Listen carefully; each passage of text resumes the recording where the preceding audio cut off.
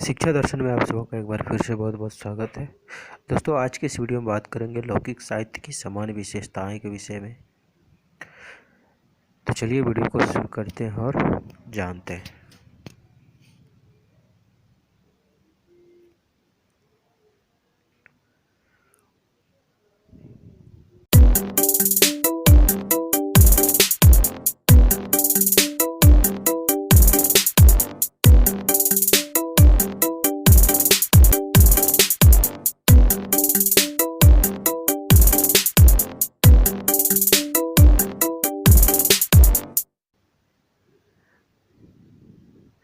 लौकिक साहित्य की सामान्य विशेषताएं।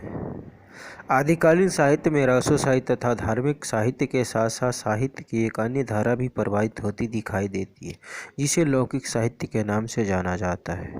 राजाश्रय और धर्माश्रय से सर्वथा विमुख यह साहित्य लोकाश्रय में पुष्पित एवं पल्लवित हुआ है। इस साहित्य की सामान्य विशेषताएं निम्नलिखित है। दोस्तों, लौकिक साहित्य, इसमें आदिकालीन साहित्य में रासो साहित्य और धार्मिक साहित्य के साथ साथ अन्य साहित्यिक धारा भी प्रवाहित हुई है, जिसे लौकिक साहित्य के नाम से जाना जाता है। राजा के आश्रय में और धर्म के आश्रय में सर्वथा विमुख यह साहित्यिक लोकाश्रय में पुष्पित और पल्लवित हुआ है। इस साहित्य की सामान्य विशेषताएं इस प्रकार से है। पहला है स्वांतः सुखाय सृजन।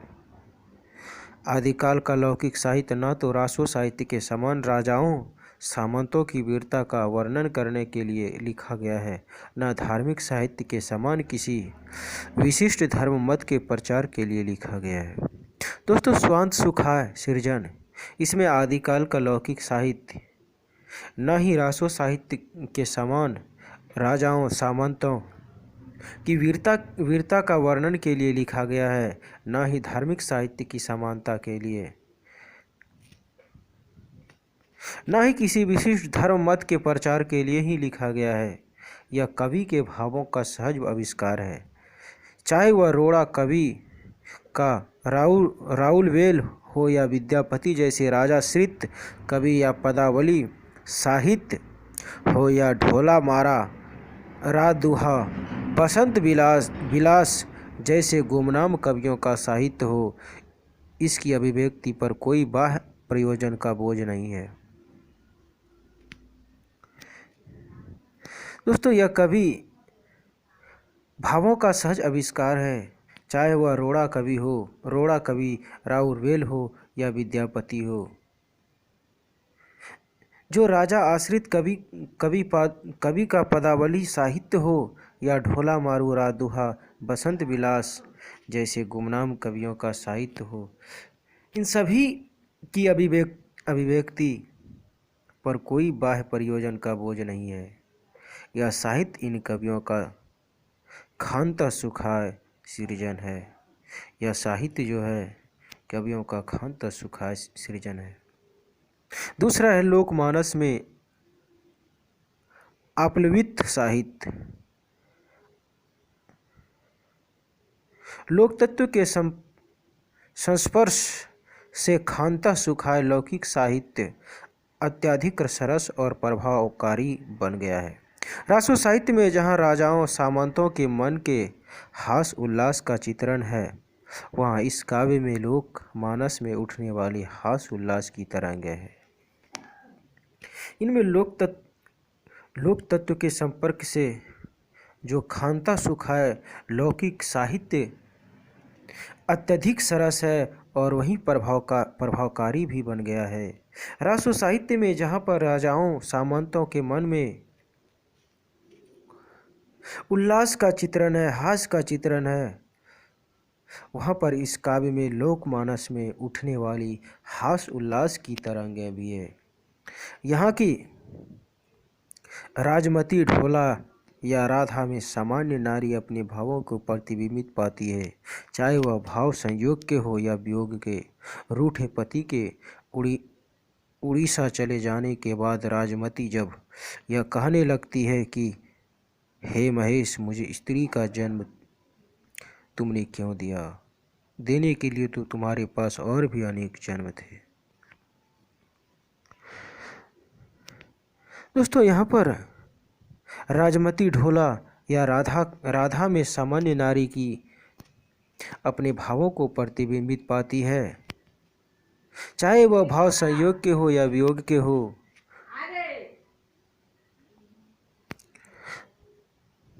रूठे पति के उड़ीसा चले जाने के बाद राजमती जब यह कहने लगती है कि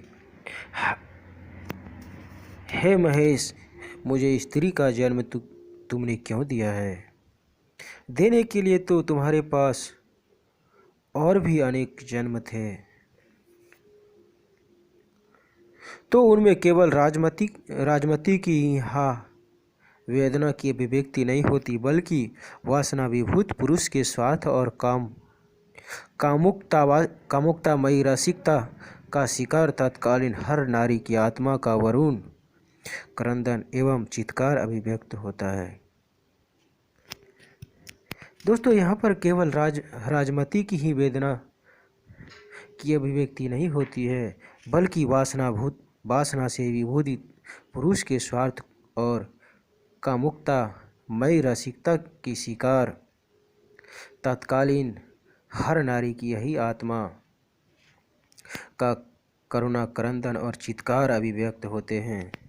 ढोला मारू राधुहा की मारू की वेदना भी तत्कालीन नारी वेदना का ही एक और स्तर है।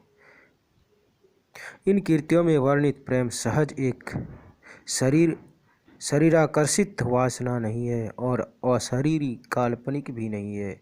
वह एक लौकिक भाव है जिसे मन और शरीर अभिन्न है। ढोला मारू राधुहा मारू की वेदना भी तात्कालिक नारी की वेदना ही एक और स्तर है। इन कृतियों में वर्णित प्रेम महज एक शारीरिक वासना ही नहीं है, बल्कि शारीरिक काल्पनिक भी है। वह एक लौकिक भाव है जिससे मन और शरीर दोनों अलग अलग है। रासो और धार्मिक साहित्य तत्कालीन राजनीतिक धार्मिक परिवेश की उपज है और लौकिक साहित्य तत्कालीन जनमानस की सांस्कृतिक गरिमा को अभिव्यक्त करता है। रासो और धार्मिक साहित्य तत्कालीन राजनीतिक धार्मिक परिवेश की उपज है और यह लौकिक साहित्य तत्कालिक जनमानस की सांस्कृतिक गरिमा को अभिव्यक्त करते हैं। तीसरा है संयोग की वियोग का सरस चित्रण। आदिकालीन लौकिक साहित्य में श्रृंगार के दोनों पक्षों संयोग और वियोग का सरस चित्रण हुआ है। वसंत विलास और विद्यापति की पदावली का संयोग श्रृंगार मात्र इस काल को ही प्रभावित नहीं करता, बल्कि परवर्ती काव्य को भी पर्याप्त मात्रा में प्रभावित करता है। इसमें आदिकालीन लौकिक साहित्य में श्रृंगार के दोनों पक्षों संयोग और वियोग का सरस चित्रण हुआ है। इनमें बसंत विलास और विद्यापति की पदावली का संयोग श्रृंगार मात्र काल को ही प्रभावित नहीं करती है, बल्कि परवर्ती काव्य को भी पर्याप्त मात्रा में प्रभावित करते हैं। बसंत विलास में बसंत और स्त्रियों पर उनके विलासपूर्ण प्रभाव का मनोहारी चित्रण हुआ है, वह अन्यत्र दुर्लभ है। विद्यापति की पदावली में संयोग श्रृंगार की सभी क्रीड़ाओं भावों का अनुपम चित्रण हुआ है। बसंत विलास में बसंत और स्त्रियों पर उनके विलासपूर्ण प्रभाव का मनोहारी रूप से चित्रण हुआ है और वह अत्यंत ही दुर्लभ है। और विद्यापति की पदावली में संयोग श्रृंगार की सभी क्रीड़ाओं भावों का अनुपम चित्रण हुआ है। विद्यापति संयोग श्रृंगार के कवि है। संयोग श्रृंगार का इतना बेजोड़ चित्रण रीतिकाल में भी दुर्लभ है। विद्यापति की जो रचनाएं हैं उनमें विद्यापति जो है वह संयोग श्रृंगार के कवि है और उनमें श्रृंगार का इतना बेजोड़ चित्रण हुआ है कि रीतिकाल में यह दुर्लभ है। लौकिक साहित्य का संयोग श्रृंगार जितना पुष्ट है उससे कहीं अधिक वियोग श्रृंगार समृद्ध है। बीसल देवरासो ढोला मारू रादुहा विरह वेदना में सहज और स्वाभाविक उच्छ्वास है। चौथा है नक्सिक वर्णन परंपरा का परिणयन। राडलवेल आदिकालीन लौकिक साहित्य की एक महत्वपूर्ण रचना मानी जाती है जो गद्य पद मिश्रित चंबू काव्य है। इसी रचना से हिंदी में नक्सिक वर्णन की परंपरा आरंभ होता है। दोस्तों, राडलवेल आदिकालीन लौकिक साहित्य की एक महत्वपूर्ण रचना माना जाता है जो कि गद्य और पद में मिश्रित चंबू काव्य है। इस रचना में हिंदी में नक्सिक वर्णन की परंपरा का आरंभ माना गया है। विसल देवरासो बसंत विलास ढोला मारू रादुआ और विद्यापति की पदावली में इस परंपरा का विकास देखा जा सकता है। यहाँ एक बात विशेष स्मरणीय है कि राउर राजमती और मारू का नक्सिक वर्णन कहीं भी उद्दाम रूप में नहीं हुआ है। विसल देवरासो बसंत विलास ढोला मारू रादुआ और विद्यापति की पदावली इस परंपरा का विकास में देखा जा सकता है। यहाँ एक बात विशेष स्मरण के लिए है कि राउल राजमती और मारू का नक्सिक वर्णन कहीं भी उद्दाम के रूप में वर्णन नहीं हुआ है। उद्दाम के रूप में नहीं हुआ है।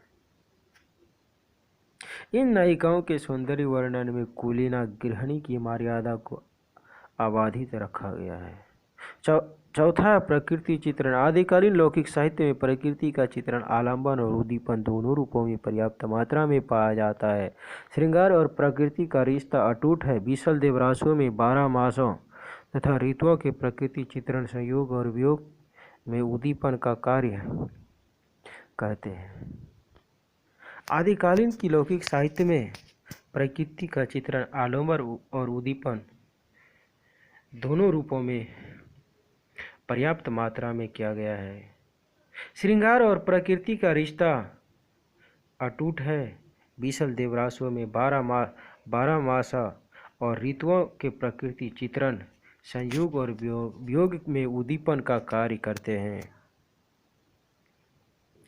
विरह की विभिन्न दशाओं का वर्णन में बिजलियां बादल प्रिय विहित नायिका की वियोग दशा के वर्णन में 4 चांद लगा देते हैं।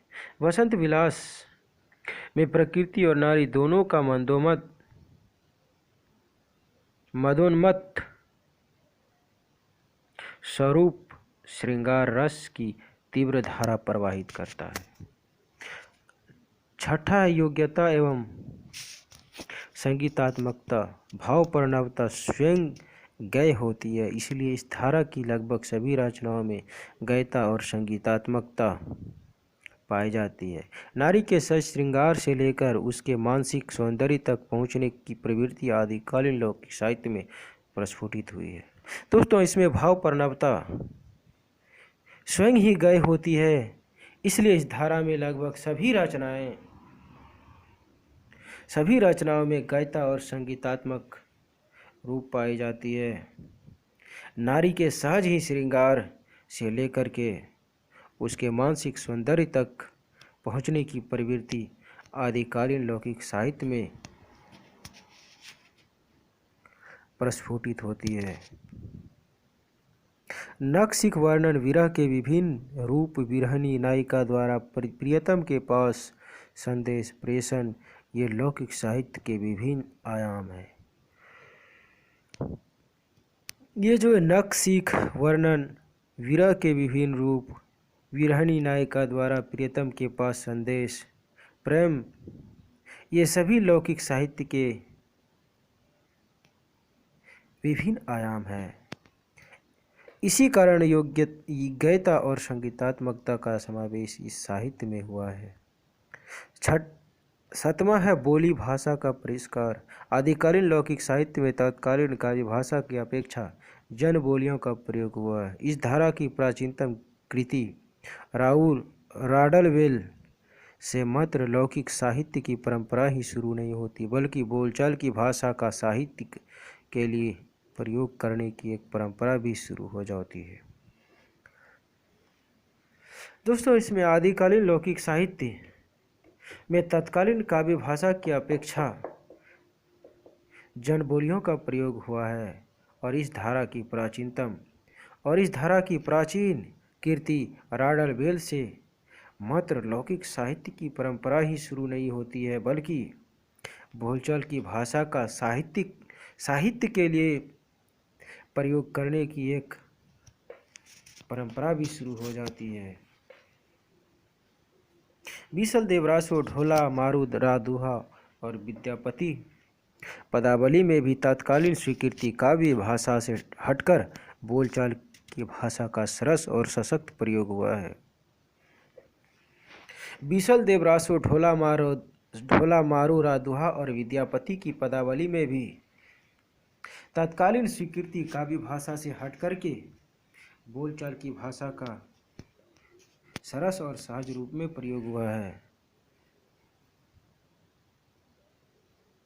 तो दोस्तों, आज के इस वीडियो में मैं आपको लौकिक साहित्य की सामान्य विशेषताएं को बताया हूँ।